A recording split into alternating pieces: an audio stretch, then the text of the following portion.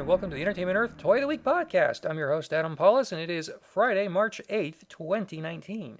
This week, I'm running late for lunch as I usually am, so let's get this started with the Transformers, Generations, War for Cybertron, Siege, Deluxe, Wave 2. It's a lot of words.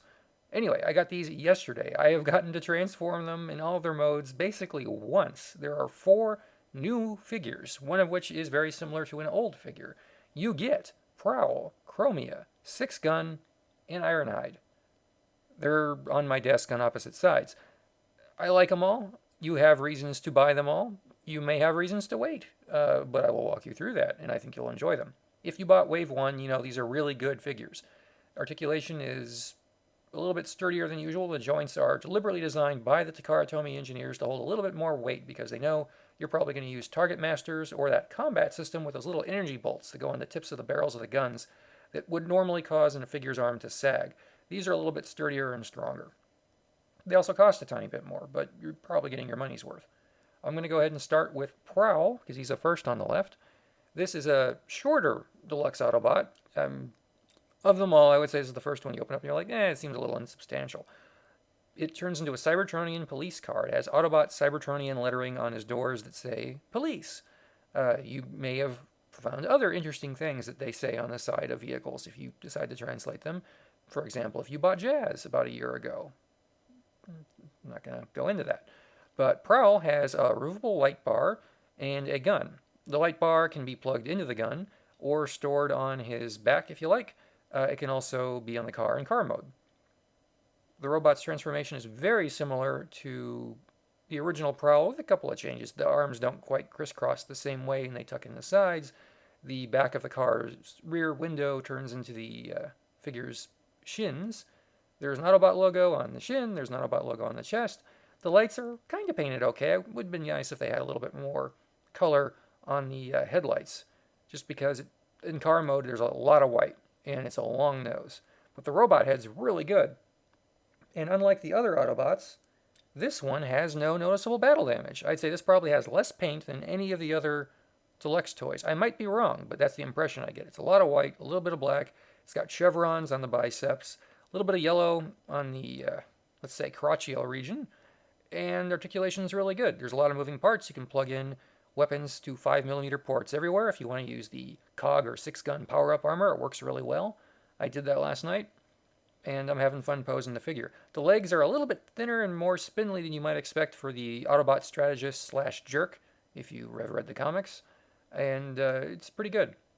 If you like Prowl, you should buy Prowl. If you don't like Prowl, we are going to be offering Barricade later. The Barricade remold has a new head that looks kind of like the smokescreen head. So there might be a redeco, there might not. You might just be planning ahead. But it's the black Decepticon police car from the movies done in a G1 Cybertron style. So if you're... I know everyone collects differently. Some people go, I've got enough Prowls. I couldn't possibly have another Prowl. I like the Combiner Wars one. I like the Universe one. I like the G1 one. I don't need more. Well, for you, there's Barricade. And either way, it's a pretty good toy. It's sturdy. I like how it works. Transformation's okay. Be careful transforming it because the red on Prowl's head crest can scrape against the car parts during transformation. Next up, we have Chromia, a figure I didn't know I wanted, and maybe I still don't. I don't know. It's a good figure. I'm only saying that because it takes figures I've already bought, kind of combines them into a new figure that's really good. The last Chromia was in 2014, I believe, and it turned into a motorcycle. It was a remold of Transformers Prime RC, and the robot looks very similar to this robot. The car mode on this new Chromia looks very similar to Moonracer and Novastar, who was based on Firestar. It's the same Cybertronian car. And those are the Power of the Prime's deluxe Autobot soldiers. And they were combiners. This one does not have any combiner parts. Transformation is very similar but different. The combiner stuff just isn't there. Articulation is pretty similar, but she's a little bit sturdier. So it looks like if you bought... I was talking to somebody yesterday and saying, if you remember how Energon's Starscream way back in 2003 was very similar to the Generation 2 Smokescream...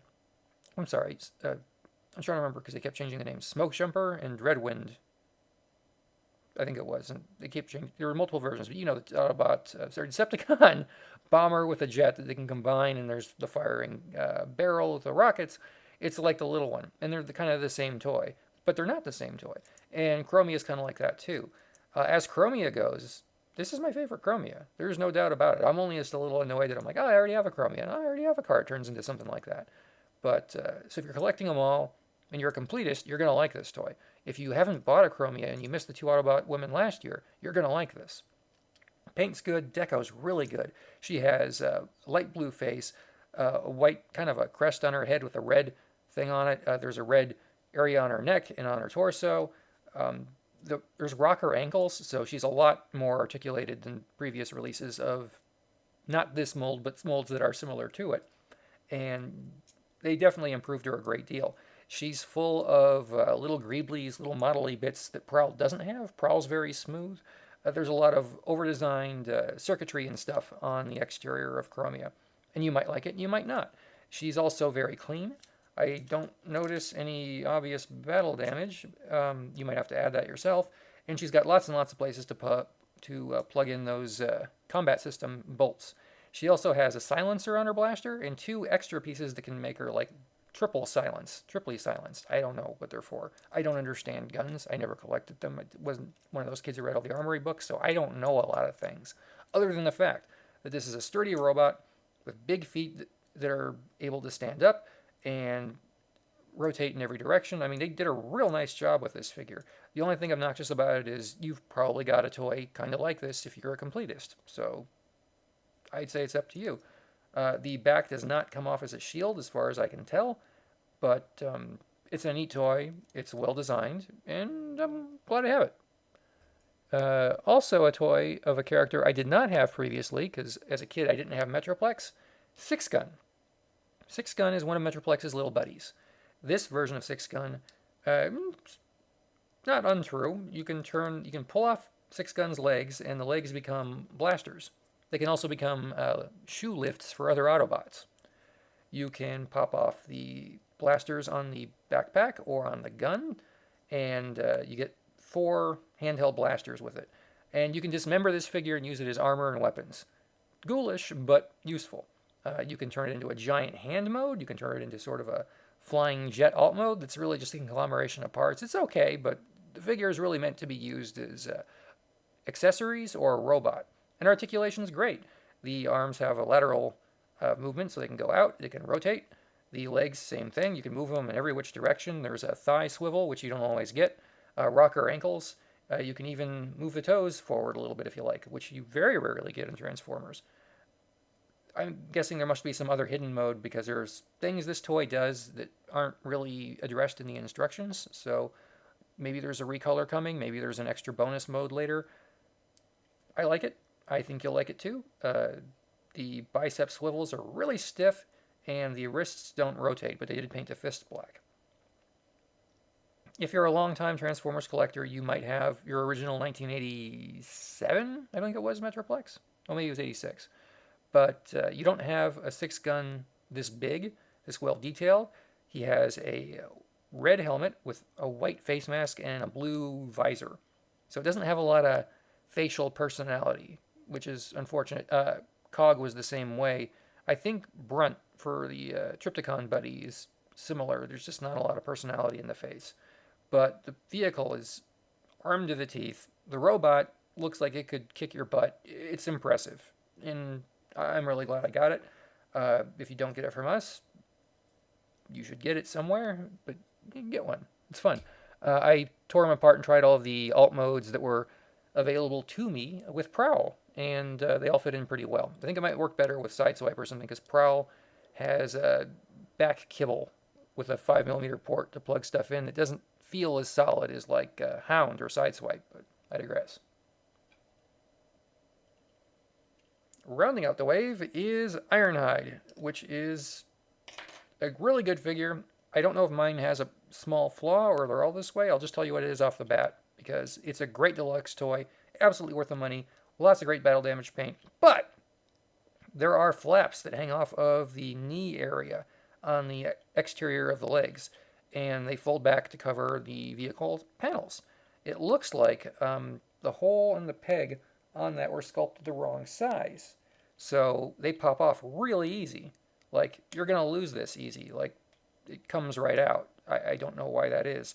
And on top of that, there's a peg on the actual leg and a slot on that panel, and they fit together really well on the right one, but the left one, it just pops right off. So I might have got a bum one, but I don't know. It's still good, and I would still recommend buying it regardless. Not because I'm a store, but because it's pretty good, and I don't have a great deluxe Ironhide. I like the Combiner Wars one a lot, and I didn't like the Universe one really at all. I never had the G1 one as a kid because I hated how it looked.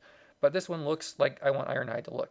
The vehicle mode is like a big old fist on an arm, like a sturdy brick you can throw through a window with wheels. And it has gray wheels that are unpainted. I should also add that Prowl's wheels are clear, pale blue with silver hubcaps, and they look really nice, but they don't look convincingly like a Earth car, and neither does Ironhide. None of this wave has Earth alt modes. These are Cybertronian alt modes. Prowl's comes closest to an Earth police car, but you're not fooling anybody. These are space cars, and they're cool. One thing Ironhide has going for him that I think is really neat is his rifle. Not only does it look big and menacing, with a little bit of work, you can move the barrel of the gun, and it becomes a hammer. And that's pretty cool, because we don't get a lot of different kinds of melee weapons with these toys lately. And snaps real nicely. It's also got more silver battle damage paint on the weapon than Ironhide has. And you know what? That's probably a good thing. His feet have most of the wear and tear, which again makes sense. If you're stomping around, your shoes are going to get more messed up than your pants or your shirt. On the Wave 1 toys, most of the wear and tear was on the crotch. Now, I'm not going to make judgments, and I don't know how Transformers fight, but someone needs to stop hitting these poor gentlemen and ladies in the crotches. Just whatever you do, just don't do it. Just don't do it. Ironhide has a lot of sculpted detail, but not nearly as much as Chromia. There are some panels and stuff, and you'll see little sculpted bits and pieces, but it's not nearly as gratuitous. The arms are big and bulky. Articulation is really good. You'll have multiple 5mm ports all over the figure. There's one on the back for backpacks. There are some on the back of the shoulders, 4 of them, and that's on the back. On the actual arm shoulder part, on the outside of each arm, there's another 5mm port. On the back of the forearm is another one. The fists are each 5mm ports. There are even 5mm ports on the shins, on those flaps. I'm wary of using them. And another pair of 5mm ports on the bottom of the feet. They want you to armor this guy up so bad, and I haven't got a chance to try it yet, because again, I just got these figures yesterday. I think they've only been open for not even 12 hours yet, and I was sleeping for 8 of those hours and working for a few more of them, so it makes it difficult to put everything through its paces. But I have to tell you, dear listener, this is a good toy. I like the head sculpt a lot. Probably my favorite non-masterpiece Ironhide head sculpt. I didn't buy the masterpiece, I just wanted to make that stipulation. It looks great. It's finally a really great Ironhide toy. I like the Combiner Wars one just fine too. No, not disparaging it, it's good. But for the asking price, I think you'll get your money's worth. Just be wary of those shin panels.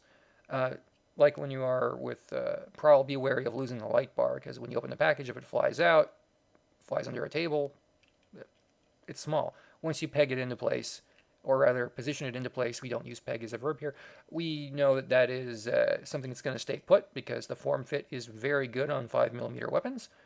Now that I think about it, the only thing that's really missing on Ironhide, looking at him, he does not have, I don't think, any of those smaller 3mm pegs that you can use to put those combat blaster things on. There's some on Sixgun, quite a few. You got them on Chromia, you got them on Prowl, but there's nothing on Ironhide's gun, and there doesn't seem to be anything on Ironhide. That is interesting. I am going to go take a look at my Comic-Con coverage last year and see if they changed it, because I'm curious if they took it off. Oh wait, no, I take it back. There's 2 on the shoulders. They're very, very shallow and very, very subtle, so maybe I'm missing them. But they're very obvious on the other toys, because it's basically like a giant nipple sticking out of something, and they're usually on the chest in a weird place, so that's what you might see. But on Ironhide, they're on the shoulders, and they're very, very subdued. So good job, Hasbro. And Takara, you did a nice job on this figure. And we had stock. We now don't have stock, but we have more coming. I recommend ordering them. If you order the set of 4, shipping is free in the United States, because that is how we roll on our sets of Transformers. check out our website for other new exciting Transformers. And I can tell because my computer is about to go to sleep, I've been talking way too long about these. That's how you know I like them. So go to entertainmentearth.com. You can order these and other War for Cybertron Siege figures today. And there's going to be more and more and more. So see you next time, everybody.